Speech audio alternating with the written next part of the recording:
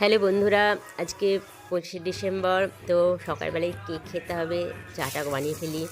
যার জন্য প্রথমেই দুধ বসে দিয়েছি, তাতে চা দিয়ে দিলাম,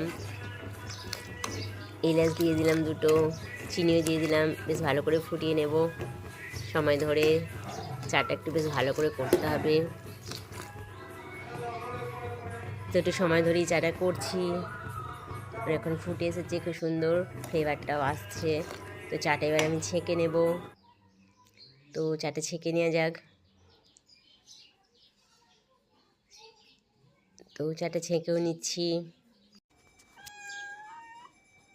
সব চাটা আমার ছাঁকা হয়ে গেল। এবার আমি কেক কেটে নেব।